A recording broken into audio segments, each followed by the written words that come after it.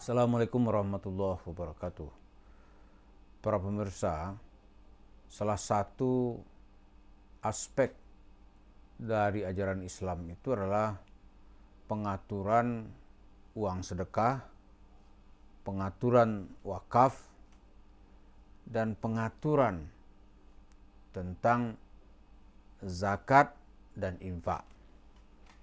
Persoalannya adalah boleh nggak misalnya seseorang bernazar untuk mewakafkan tanahnya untuk bangun masjid misalnya. Tiba-tiba oleh nazir, ya kan, atau penerima wakaf tadi itu diwakif kepada yang mewakafkan gitu. Penerima wakaf boleh nggak, katakan apa itu yayasan atau pribadi, dia robah misalnya nih menjadi hotel, boleh nggak tuh?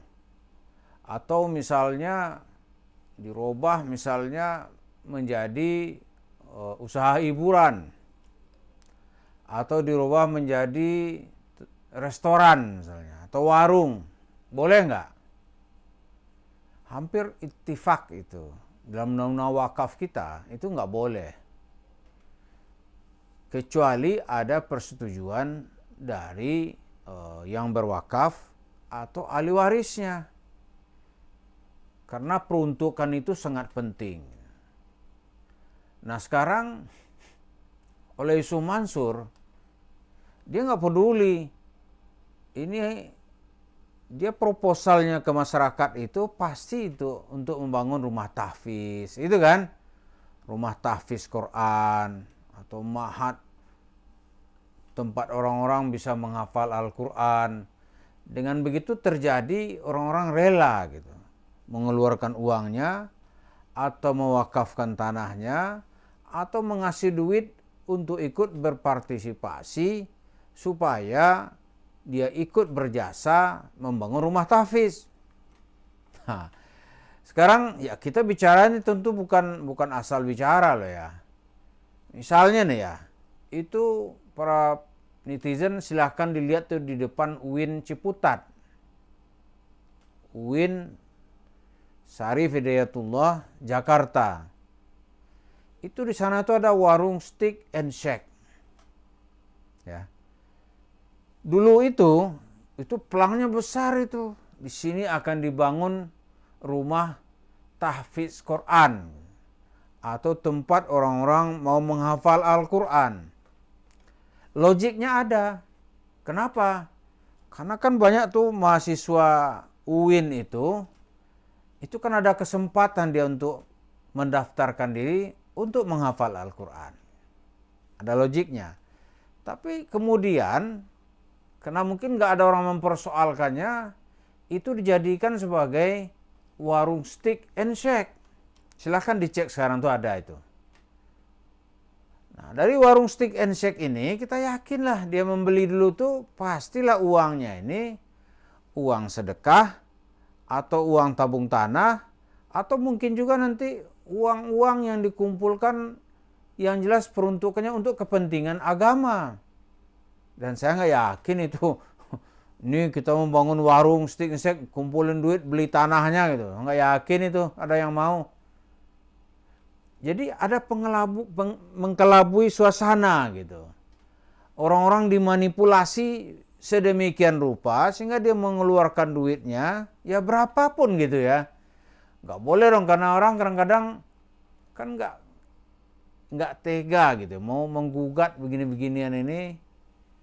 Sementara dia nyumbang mungkin 1 juta cuman kan. 1 juta, tanah semeter udah 10 juta. Berarti hanya berapa itu cuman itu? Berapa senti? Kalau bahasa orang Betawi hanya berapa pengki itu cuman gitu.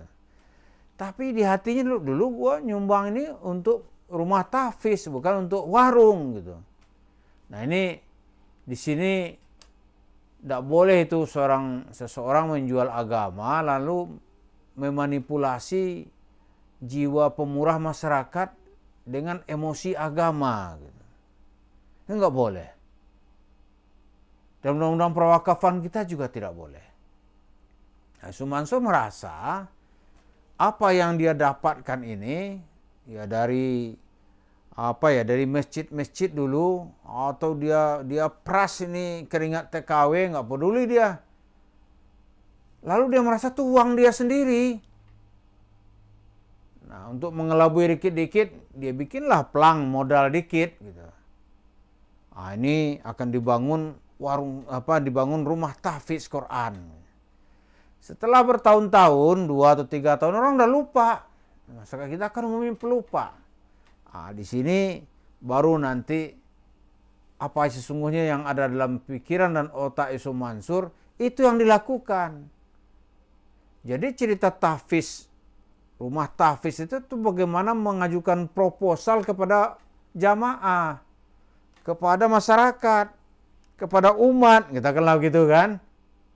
Lalu nanti uang itu dipakai menjadi milik pribadi. Milik pribadi. Nah, kalau kita tinjau dari segi hukum, itu tidak boleh. Karena ini juga menimpa banyak kalangan ini. Sehingga misalnya nih, untuk bangun masjid, pastilah pakai bahasa umat gitu. Nanti setelah masjidnya jadi, menjadi milik pribadi atau keluarga. Wah, ini terjadi persengketaan yang panjang. Nah, Yusuf Mansur akan menuai persengketaan yang panjang karena dia menggunakan isu-isu keumatan, duit-duit umat gitu, digunakan untuk menjadi kepentingan pribadi. Ya kan? Itu bisa dilihat gitu. Saya tidak yakin itu ada orang mau kalau dia di atas mimbar, kita bangun perusahaan, lalu kita berikan warung steak and shake, kita beli tanahnya, siapa yang mau ikut nyumbang? Nggak ada yang mau itu. Nah, itu orang akan bilang itu kan urusan pribadi. Tapi umat Islam ini harus diprovokasi gitu. Diprovok. Ini bahasanya ya, bagaimana nanti anak-anak kamu bisa merubah nasibnya. Dia pulang, kamu pulang ke Indonesia, anak-anaknya tidak lagi mengalami susah sekolah. Dia gratis sekolah, nanti kita bangun pesantren.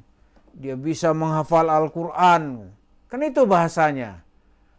Nah, seorang ibu yang ingin nasib anaknya lebih baik daripada nasibnya, dia dengan rela gitu. Biar rela gaji kita dipotong, gitu kan. Dan itu jumlahnya ribuan. Jadi ini cara-cara bentuk kejahatan. Kejahatan. Ya, kalau dia sudah mengumpul dalam jumlah kapital yang banyak, itu dia diselewengkan walaupun orang menggugat masih malu-malu gitu. Itu tetap sebuah kejahatan. Ya, kejahatan. Jadi apa yang dilakukan oleh Yusuf Mansur sekarang ini ya kalau kembali kepada undang-undang perwakafan itu kejahatan.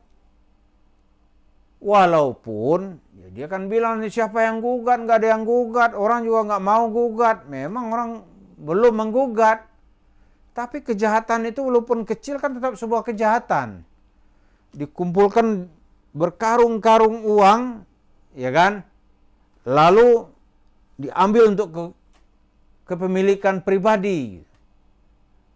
Seperti sekarang ini yang banyak dipertanyakan orang ini, duitnya dari mana? So, kalau itu kan bisnis real, nggak mungkin lah dia orang bisa membeli tanah di tempat strategis, dibangun permanen. Untungnya kan nggak bisa dikalkulasi seperti itu. Maka ada berikutnya yang perlu dipertanyakan, ini pasti di tempat lain. Karena Yusuf Mansur bergerak dengan urusan sedekah, kumpul-kumpulin duit, pasti duit dari mana-mana. Nggak ada cerita itu. Kalau cerita haram ya pasti haram lah. Nah, jadi itulah sekarang yang sedang ada di tengah-tengah kita ini. Bagaimana orang-orang mencoba membangun kekayaan dengan cara menipu umat Islam. Dan aktornya yang paling utama itu adalah, ya banyak orang sekarang ini mencurigai itu adalah Yusuf Mansur. Mari kita terus verifikasi alasan-alasan logik kita benar nggak statement-statement yang dituduhkan kepada Yusuf Mansur ini. Terima kasih. Assalamualaikum warahmatullahi wabarakatuh.